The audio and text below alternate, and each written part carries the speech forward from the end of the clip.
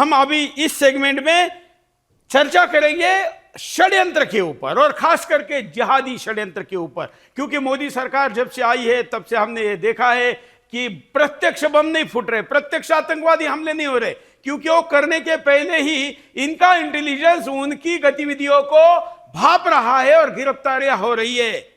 ये भी आतंकवादी तरीके हैं। हमने यूरोप में, अमेरिका में, ऑस्ट्रेलिया में, न्यूजीलैंड में, भारत में ऐसे जिहादी घटनाएं देखी है जिसमें गाड़ी चढ़ाने से लेकर कई प्रकार की घटनाएं हुई है। षड्यंत्र वाले एंगल पर आपकी प्रतिक्रिया है विक्रमादित्य जी? बिल्कुल इस प्रकार की घटना घटती है, बिल्कुल उसमें भी कोई बाहर नहीं किया जाता। बिल्कुल उस प्रकार की घटना भी आपके सामने अशोक जी ने एक बात तथ्यात्मक तौर पर रखी थी, जिसके अंदर सुरेश प्रभु जी के ऊपर किस प्रकार का जो एक षड्यंत्र रचा गया, कौन वहां बैठे हुए हैं। षड्यंत्र कहीं से भी रचा जा सकता है, और जिहादी सोच तो इस देश के अंदर जिस प्रकार से कण कण में व्याप्त है, हर जगह व्याप्त है। उनके पेट में जिस प्रकार का दर्द हो रहा है कि भारत का रुतबा बढ़ रहा है पूरे विश्व के अंदर, तो वो इस प्रकार की घटना कभी भी कहीं भी कर सकते हैं और कर रहे हैं लगातार। इसके ऊपर बहुत सारी तथ्यात्मक तौर पर रिपोर्ट भी आ रही है, बहुत सारी घटनाएं लगातार घट भी रही है। अभी आपने 3 दिन पहले घटना देखी होगी, जिस प्रकार की घटना करने का प्रयास किया गया मेट्रो के अंदर, मेट्रो स्टेशन के अंदर, दिल्ली में जामू मस्जिद मेट्रो स्टेशन के अंदर शब बारात की रात के दिन घटना घटी गई है, और किस प्रकार का खेल वह मेट्रो के अंदर रचा गया है। और वो यदि प्रशासन सतर्क न होता तो क्या प्रकार की घटना घट जाती है, वो कहां से कहां कौन कौन उसमें घुस जाता है वो सामने। तो जिस प्रकार से जिहादी मानसिकता है इस देश के अंदर, बहुत सारे इस देश के अंदर करीब करीब 25% लोग ऐसे हैं जिनके पेट में दर्द है। इस वक्त सरकार का जो कार्य चल रहा है, देश विश्व में भारत का जो नाम हो रहा है, उसको दरकिनार करने के लिए, उसको किसी भी तरह से हिलाने के लिए इस देश के अंदर षड्यंत्र रचने की एक साजिश लगातार चल रही है। और बहुत सारे राजनीतिक दल है कि जो इस प्रकार का कार्य करने का कार्य करते रहे, उनका इतिहास है, और अब भी वो किस प्रकार की घटना कर सकते हैं। और जो तथ्य यहाँ अशोक जी ने अभी रखा, मैं कह रहा हूं मैं उसको नहीं जानता था, और मुझे अभी जो बात रखी है कि सुरेश प्रभु ने जिस प्रकार से कार्य किया और उनको उनका स्टेटस खत्म करने के लिए सरकारी अधिकारियों ने ऐसी षड्यंत्र रचे और एक के बाद एक लगातार वो घटनाएं घटी। मैं कह रहा हूं कुछ भी हो सकता है, कुछ भी हो सकता है। सरकार को पूरी तरह से तथ्यात्मक तौर पर जांच करनी चाहिए। मैं कहूंगा रेलवे मंत्री जो जिस प्रकार से कार्य कर रहे हैं, रेलवे मंत्री हर जगह नहीं खड़ा होता है, जिम्मेदारी बनती है, अकाउंटेबिलिटी उनकी है, लेकिन जो सरकारी तंत्र के लोग जहां बैठे हुए हैं वो भी पूरी तरह जिम्मेदार है। और तो और ये साजिश जो हुई है, इसके पूरे जो तथ्य सामने आने चाहिए। और जो ये बोले जा रहे हैं कि बात वहां पे अल्लाह अकबर के नारे लगे थे, उसके ऊपर जांच होनी चाहिए। सीसीटीवी हर जगह विद्यमान है, और अगर ऐसी घटना है तो उनको सामने आना चाहिए। मैं इसको रूल आउट नहीं कर सकता, क्योंकि अभी 13 तारीख को दिल्ली के अंदर Jama Masjid railway station, metro station के अंदर ऐसी घटना घटी है, और आपने भी शायद उसके ऊपर कार्यक्रम किया, मैं उसमें नहीं उपस्थित था, लेकिन टीवी के बाकी चैनल्स के ऊपर वो पूरे के पूरे वीडियोस चल रहे हैं कि जिस प्रकार का मेट्रो प्लेटफॉर्म्स के अंदर वो लोग वहां टोपी पहनकर जिस प्रकार की घटना को ये आपका आरोप है और आपके या आशंका है। मैं पवार जी के पास चलता हूं। पवार जी, इस आशंका को भी एक अधिकारी के रूप में, एक भारतीय के रूप में आप कैसा देखते हैं?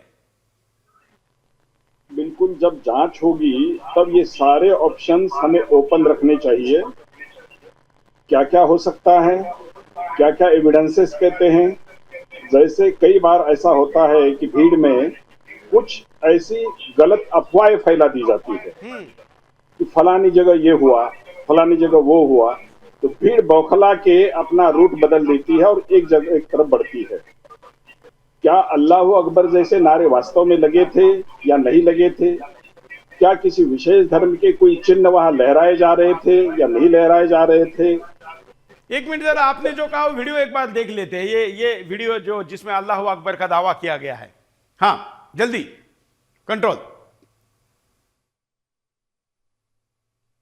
तो वहाँ पे कुछ लोग अल्लाह के ऊपर ऐसे नारे लगा रहे थे, और मैं जा रहा था तो वहाँ पे कुछ लोग अल्लाह के ऊपर ऐसे नारे लगा रहे थे, तो वहाँ पे कुछ लोग अल्लाह के ऊपर ऐसे नारे लगा रहे थे, और मैं जा रहा। बोलिए, कंटिन्यू करिए पवार जी आप। मैंने जस्ट आपको एक मतलब हम अपने मन से नहीं कह रहे, वीडियो है प्रत्यक्ष जो यहाँ जख्मी है उसका।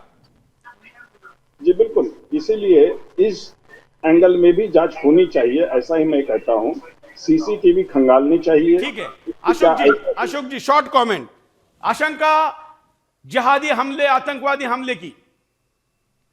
बिल्कुल सुरेश जी, मैं शुरू से आपके चैनल के माध्यम से पूरे भारत की रेलवे की यात्रियों की, जनता को भारत के सूचित करना चाहता हूं कि यह एक्सीडेंट जो कल दिल्ली स्टेशन पे हुआ है, ये मानसिक रूप से विक्षिप्त जिहादी सोच विचारधारा के लोगों के द्वारा कराया गया है, क्योंकि रेलवे स्टेशन पे प्लेटफॉर्म चेंज करने का एक वीडियो भी मैं मेट्रो का दिखा लेता हूं। एक दिन पुराना वीडियो है शब्बे बारात का। देखिए शब्बे रात का ये वीडियो है जिसमें दिल्ली मेट्रो का ये वीडियो है, जामा मस्जिद मेट्रो स्टेशन का है।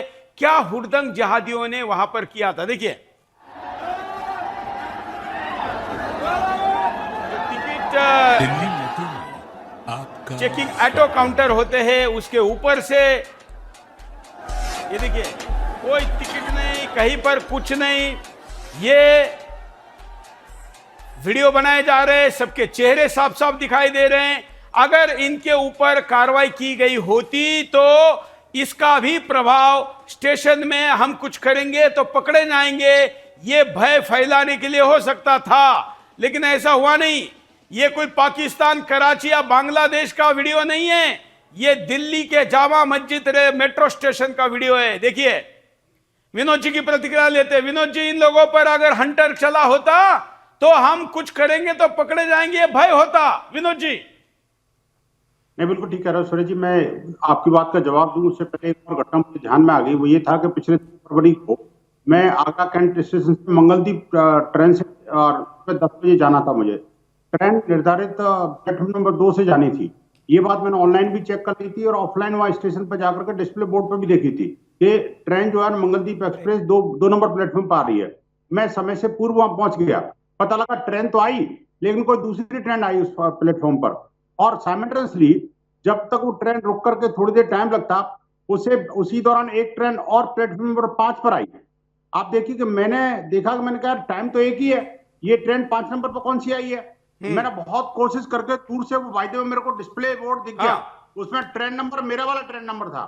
आप सोचिए कि मैंने, अब वो मुश्किल से 3 मिनट का स्टॉपेज था, मेरे पास सामान था, लेकिन मैं दौड़ करके मैंने प्लेटफॉर्म नंबर 2 से लेकर के 5 नंबर पर भाग के गया।